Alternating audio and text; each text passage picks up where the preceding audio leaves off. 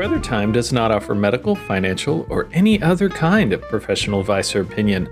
This is just us talking about things we want to talk about. So take it with a grain of salt. Every triangle is a love triangle when you love triangles. And that's from Pythagoras.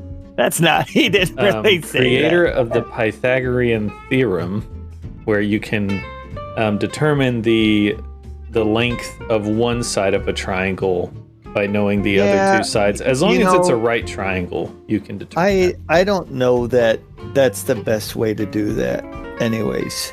It's the first side squared plus the second side squared equals the third side squared, right? A squared plus B squared equals C squared, where C squared is the hypotenuse, right? Which is if you look at a right triangle, it's like the long side that's angled. But I bet there's a way to you just take A and B, like A plus B times the square root of 2, and you just take the square root of that. Yeah, I'm sure there's got to be a simpler way, because it seems too clunky. If you think about it, like everyone who makes stuff up for math, they're just putting a bunch of symbols together. You could just do that yourself. Yeah, you're right. Another kind of funny thing with solving math problems, which I know the point of it is to get you to do math, but one thing I would do when I was younger in tests, when I wasn't sure the correct answer, which formula to use, I would sit there and try to actually measure the image and be like, okay, so if this is 2 inches, let's use that as a scale. Let's compare it to this. Me wrongfully assuming they had actually put it to scale, little picture. I think you're smart. That was a smart thing to do. You're trying to physically measure it.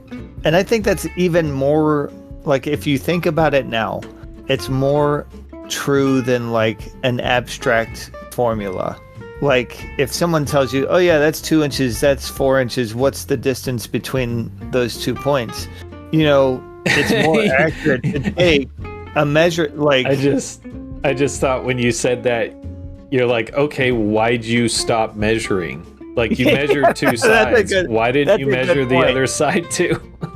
Usually, though, it's you're right. It's usually okay, that tree is 50 feet tall. Its shadow is 80 feet. What's the distance from the tip of its shadow to the top of its tree? Anyways. Yeah.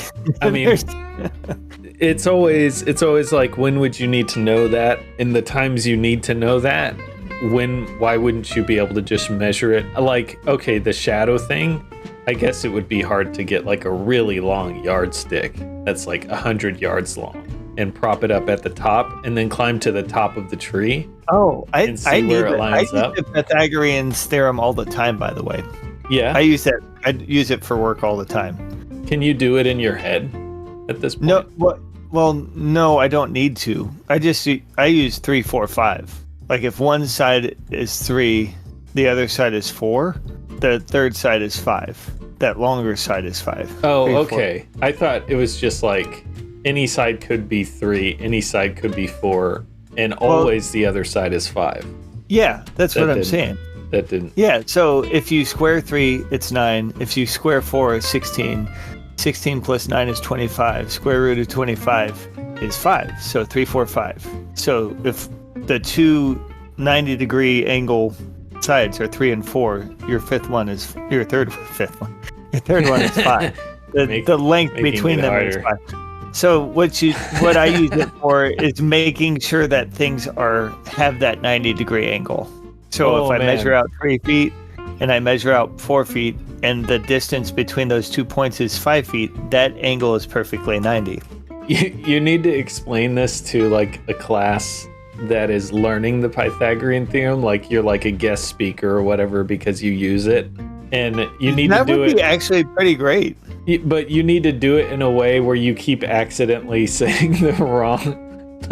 Side 1 and 2 are 3 and 4, and then side 5 is 4. I mean, side 4 is 9 because 3 times 3 is 9. Oh, good. I like that so much. only confuse them worse. So much worse. Anyway, I'm Josh, 8 of 10, and I feel like I've shared a lot. I did dumb things in math class. That'll be the thing. Share some weird thing you did in high school to get by, and that was what I said earlier, where I would assume that they had their little diagrams and tests that they were to scale, and I would try to physically measure to get the correct answer. And I think I was wrong all the time, although I passed all my classes, so maybe I was right all the time. No child left behind. I'm Isaac, 5 of 10. And sorry. Are you 5 of 10? I'm 5 of 10. Okay. Like 3, 4, 5. One side. Anyways, the math checks out. I'm 5 of 10. And I didn't do my homework in high school. And I just thought I was just really bored with math. Yeah. It wasn't challenging. And apparently when I was in middle school, I aced this assessment test that was supposed to push me up into more advanced math, but my teacher held me back from it because I didn't do homework. Like, my grades weren't good in her class. And she was like, he's not good at this stuff. He's not doing well. I didn't want to do my homework. It was boring. There was nothing. Yeah. Anyways. I think the whole idea of homework is fundamentally flawed because I think that school, aside from teaching you to think critically, is training you to be a contributing member of society and to hold down a job, right? It's it's to get you in that, that cycle of going into work for the day, doing work all day, then coming home so you can support your family. Because that's just how our society works. The idea that you need to go home and then do more work is contrary to what anyone's going to tell you in a balanced life. You shouldn't be bringing work home. You shouldn't be doing home once you get home. You should be enjoying your time off, which I just think, considering how often I was sitting in class doing nothing because I had finished the assignment, and I would literally just read all day at school, which honestly wasn't that bad. It was boring at times when I didn't have a book I was reading, but anyway. Really? You would just read books at school? Yeah, I would read, I'd find a book in the library that I thought looked cool. I'd read the back of it and be like, hey, that sounds like a cool story. And then I just read that all day. And that just puts you higher in my mind. Young Josh. Well, I mean, these weren't thinking books. These were just you were books. Reading by choice as a kid, which I did not do. I was too slow at reading. I didn't find any. I tried to find, when I would get books, I would get books that I thought would make me smart, but then I was way too dumb to understand them. Anyways. Oh, okay. I think I did that a few times too. I don't think you're alone in that camp. I thought, oh man, astrophysics, I'm going to be the smartest kid ever. Just stare at the first page, and then I'm like, I'm just going to hang on to this book and take it back to the library. Well, let's think about the books we couldn't read over this break. And we're back from that break. Hopefully everyone has brought the book that they couldn't read with them. That was your homework, was to find that book and then bring it back to class. Yeah. And now we're back in class. So let's talk book recommendations. I have one that I just finished. I almost said reading, but I listened to it while I was doing anyway, I listened to it, but it is a good book. It's called The Subtle Art of Not Giving a F Word. I know we're clean on this podcast, but yeah. And this book does have a lot of language in it, which a lot of language and bad language, not just regular language. Is it by that guy who coaches people? It's Mark Manson. I don't know if he coaches people. Oh, man. But let me see if that's the guy I'm thinking of. I don't know if it's that guy. He does I think he does give advice, but the thing is in this book he does kind of it part of why I'd recommend it is it's a very good it gives you a good perspective on how people act today. And one thing he touches on is like the self-help guru, how that's how there are so many of them, they're prevalent, and yet they don't fix anything and they can make things worse. Because they're feeding into this loop of like immediate solutions to non-issues, that the issues that aren't really the issues that you're dealing with, and they Yeah. don't actually help people. It's like the immediate dopamine I think that's that they that's give. well, yeah, that's I think there's some truth to people who say things that resonate that don't really help anything. Yeah.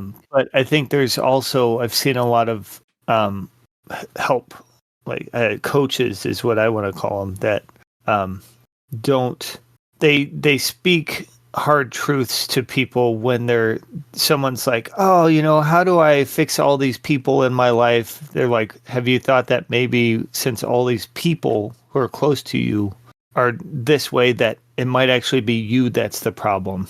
And then they're like, that might be true. And then there's things that they don't necessarily want to hear, or bringing a different outside experienced perspective. But yeah, I think there's also the other side. But thinking of the title of that book. So the title is misleading. He does he kind of puts everything in a slightly different perspective. I think it works, but it's definitely it's not saying you should be aloof, disinterested, and disengaged. That's not what it means by essentially saying the subtle art of not caring is what the title says. Apathy. Yeah, it basically says, no, that's terrible. Don't do that. That's just as bad as caring way too much about things that don't matter. It's what I would summarize it as is one of the issues we have is we often chase eliminating problems. Like that seems to be people's goal, is get rid of problems.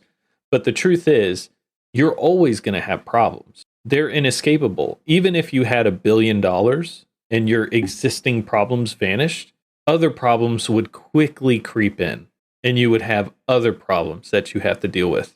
The thing you need to do is perfect managing your problems and give yourself problems that you're okay with. Get problems in your life, like eliminate the problems you really don't like, but don't like stress about having problems, because you're always going to have problems. You just need to choose your problems, and put yourself in a place where you only have problems that you're okay with having. Okay. Another thing that it says that I thought was really useful is it talks about fault versus responsibility. So like, this isn't my fault, but this is my responsibility. Like something that people will sometimes like it. This isn't an example in the book, but for some reason this just popped into my head. Like if you were seeing someone get attacked, and this comes down to, like, what is it? Like the bystander thing, when someone like sees something happening and like a group of people will watch someone like getting attacked or robbed, and they will do nothing. They'll just watch. It's like, it wasn't their fault that that's happening. And they may not even, like, the police probably won't come to them, and say like, you're going to jail because you didn't help. But because it's not their fault, but it is their responsibility to help. Just like if a baby, and this is an example used in the book, if a baby was left at your doorstep, it's not your fault, right? Like someone did something wrong. It wasn't you. Like someone abandoned this child. It wasn't you, but it is your responsibility at that point. Yeah. So, man, that'd be a weird day. Yeah. It just watch someone get robbed and then get a baby. Yeah, that would be a weird day. They're like, you're my type of. Anyway. The person who robbed the person stole a baby. Yeah, and they're like, you know they what? put it on your doorstep. You kept quiet. you get the baby. You didn't say anything. You didn't do anything. Here's a baby. Yeah, the whole thought of like being apathetic, I guess, is what's turned me off to, because it seems really cool, and maybe it's just like clickbaity titling to be apathetic towards whatever, or Yeah. to get more apathy. And I don't have much interest in it, but you know what? I think I might, especially if it's an audiobook, I'm going to give it a try. It's so yeah, just to be clear, it, even though it says that on the title, it literally is telling you not to do that.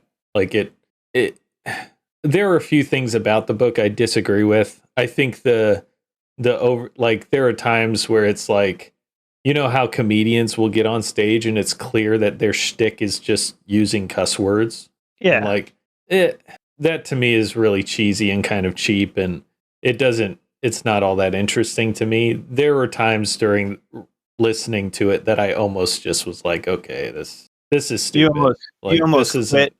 Yeah, I almost quit, but then it got better. And there are actually some really good things in here that I think will motivate people to improve their lives. So in that regard, I think it's a win. I think it's okay. Do you have any books right now that you'd recommend? Yeah. So this was a book that was recommended to me by Ben, 2 of 10. He suggested that I read He Who Fights with Monsters. It's a fantasy. It's called a lit RPG.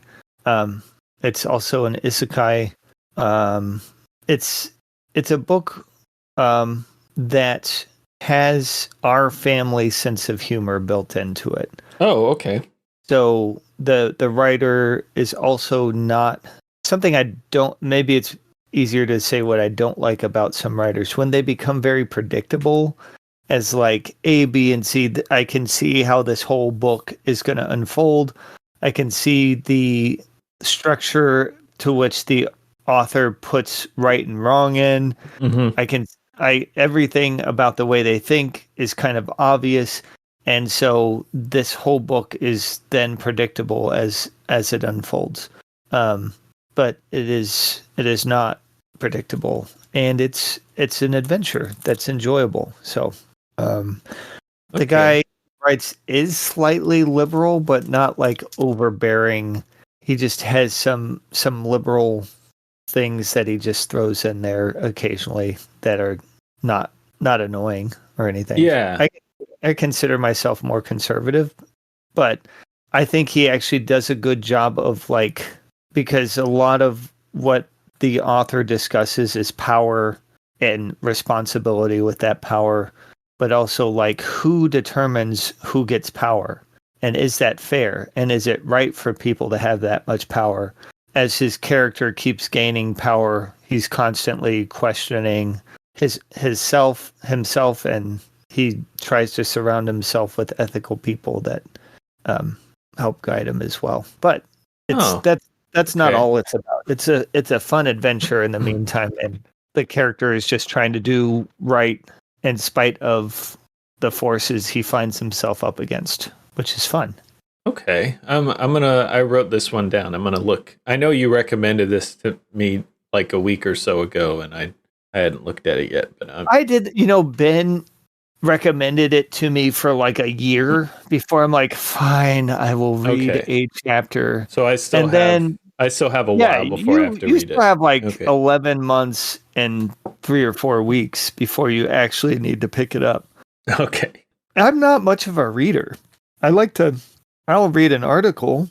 But I think nowadays most people are going to listen to it because, they've got a commute. Yeah, it's on Audible. I recommended it to my brother-in-law who's working with me. His name's Tim, and he blew through all the books. He was listening to it every chance he got while we were at work. He was like, can you give me something I can do to where I can listen to the book and work at the same time? There's always something like that. And then while we were working together, he'd have his headphones in and listening to it. But he got through all 10 of the books that are out. That's awesome. In just a few weeks. That's great. Well, if any of our listeners, hey, this is listener engagement right here. Yeah. If anyone has, a book they'd recommend, Yeah, leave a comment on this video. I think video. This isn't a video. This is a podcast. Leave a comment on it. There should be a place in Spotify where you can leave a comment. So is there? I haven't seen that yet. But. Yeah, I mean, so the listener, you've got a task to find where you can leave a comment, and then comment, or do it in Facebook if you're in the group, or you can just join the group. Yeah, that's the only. That's the only place I found to comment. Facebook. Yeah. Okay. Well, thanks for that recommendation. Let's take a break.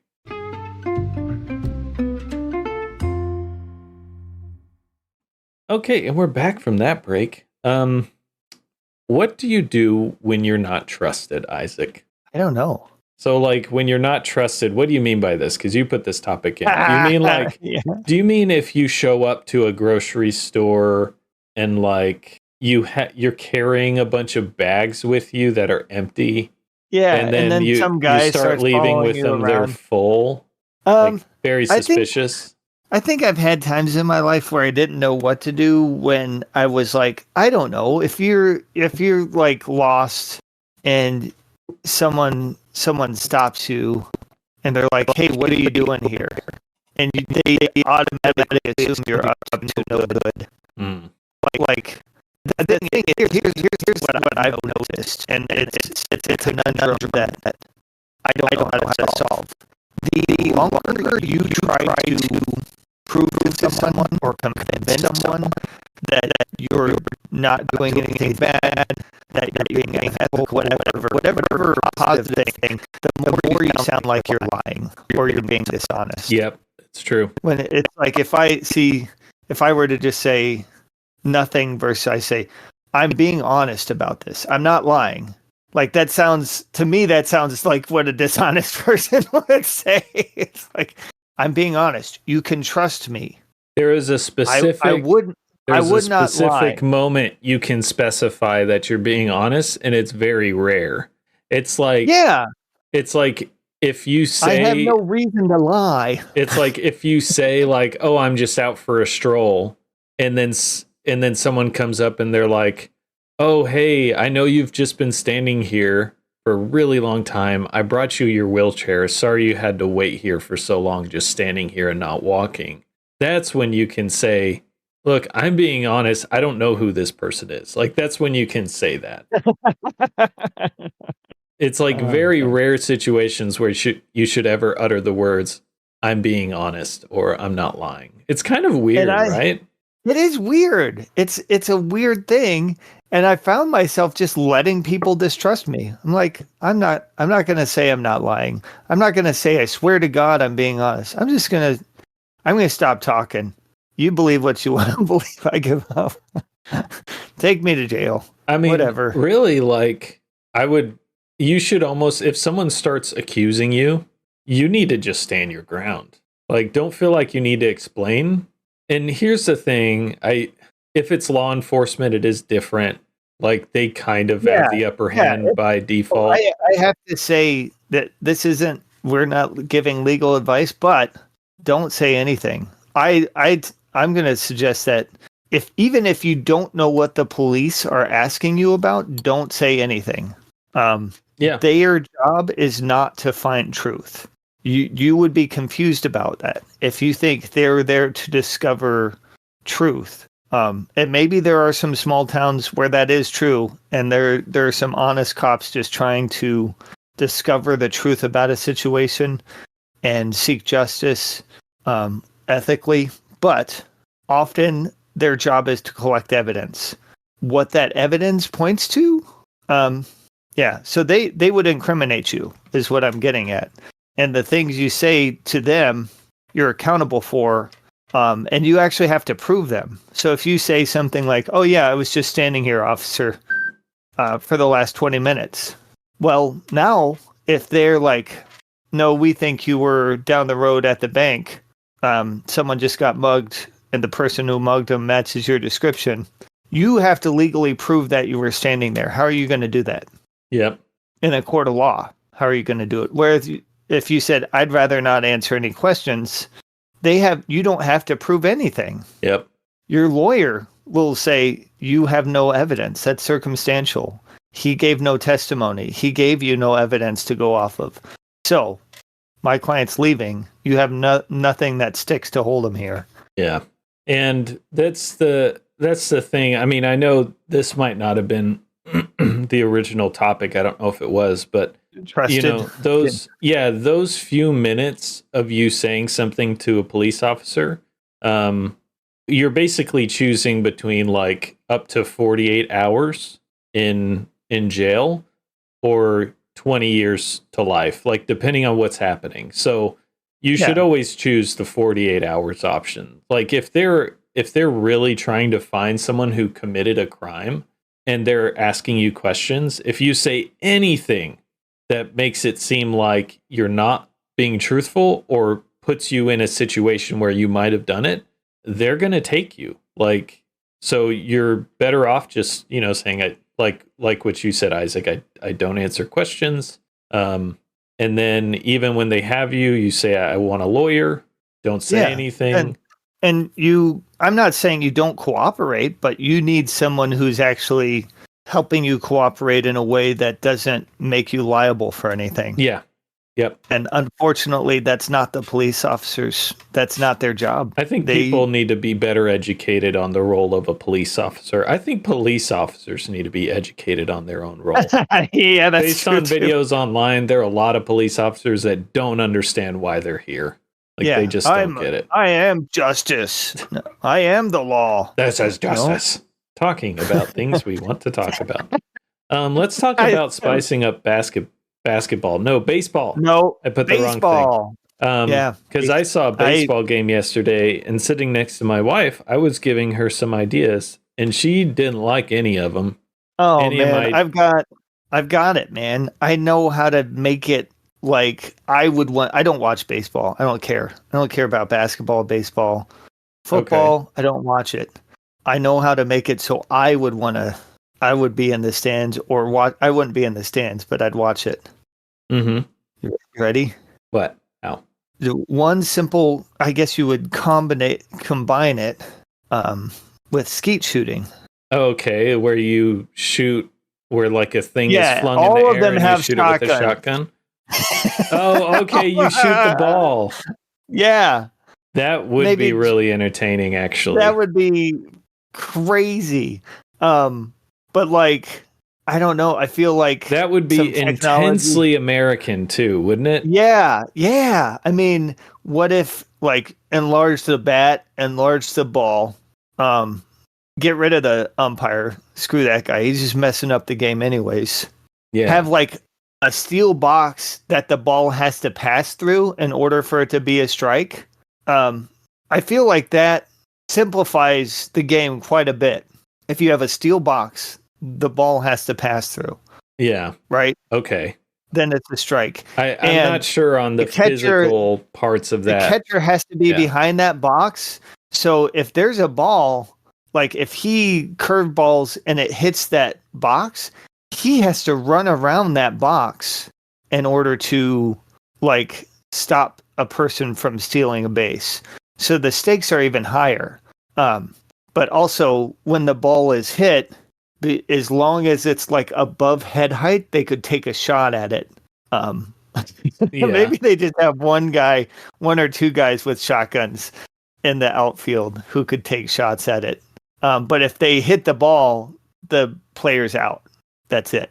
I think that would be fun. So a few ideas I had.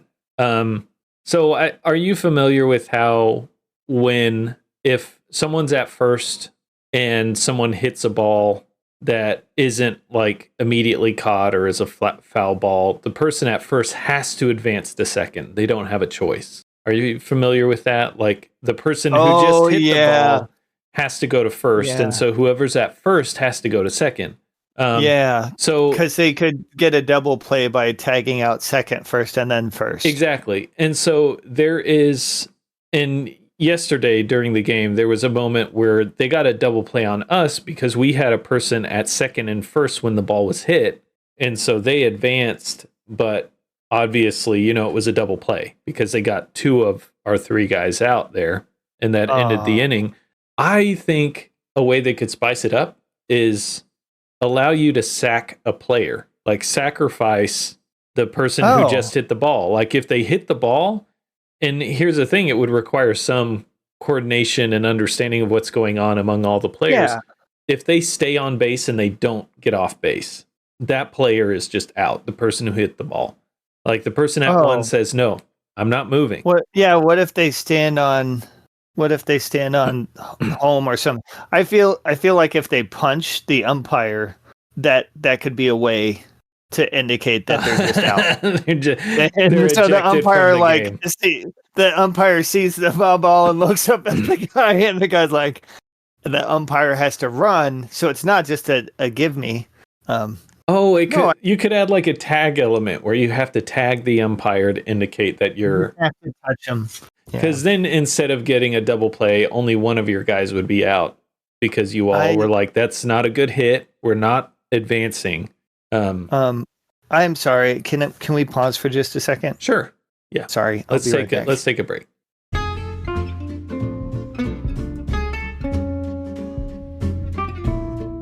And we're back. And that was a good break. So good, in fact, I think we should just end the podcast because I'm really sleepy now. You're sleepy? Oh. Yeah. I don't believe you. I took a minor nap during that break, and then a minor I nap. need to take a major one now. It's kind of like a sine wave, like going up and down sort of thing. It's like it was a little nap, and now I'm back awake, and now it's a big nap. I think that's how sleeping. Yeah, circadian rhythm. Yes, the rhythm of the night. The night. Oh my. Oh yeah. Yeah. The rhythm of the night. This was a fun episode. I feel like we still have stuff we can talk about next week. I don't know if you know this, but I still, I keep a list of ways to spice up sports. Because that's kind of where my brain goes to when I watch a sport. I'm like, well, that's how something's entertaining. Is you're like, what would make this actually entertaining? And then I was gonna say, when you were saying that, I'm like, I think that literally means it's not very entertaining. Because I guess I would need to get into like fantasy sports where it's like LARPing. It's like a meta game. No, I mean like where people talk about if this person hits football on base, like I get this many points on my team or whatever. That's how you know it's a good sport, man. Yeah, where you have to add games on games, levels upon levels of complexity that make it so abstract that it's definitely not the sport that you're entertained by anymore. And while I know we're wrapping up, I've just got to say something that happened at the game. I saw, so they did this like little race in between innings where like some sponsor had like 3 dots racing each other, just people in dot costumes running awkwardly across the field. And as one dot like crossed the finish line, I saw some dude look over and hand another dude like a 20. Nice. Because apparently people had betted on it. And he was like, dang it. And he handed him a 20. I'm like, okay. I'm pretty sure that race was scripted, so there's something sketchy going on there. Ooh, the mob. Anyways. Yeah. Anyway. So who won? I think the Rangers won the game, so okay. We won. It was a shutout. So sorry, I meant for you're declaring the Rangers the winner of this podcast? Yeah, you know what? Let's do that too. Since they won yesterday, let's just pile on. It was kind of like the other team didn't score at all. And we got like 6 runs. So do you know who they were playing against? Oh man, I forget the team. And losers are forgettable, aren't they? Oh my gosh. Yeah. I'm just kidding. That's what that means. Not that I am so far away from sports that I literally only recognize our own team, and I forget the moment we step out of the stadium which team we were playing against. But congrats, Rangers, on your win yesterday and today, which you could argue today's win is better than yesterday's win. You could argue that. Would you be right? I don't know. But you could argue it. And listeners, thank you for listening. Appreciate you listening to this podcast. If you enjoyed it, you can rate and review us. We'd ask you to do that if you haven't already. On Spotify or whatever app you use. BrotherTimePod.com. And you can find us on Facebook and BrotherTimePod.com. BrotherTimePod.com.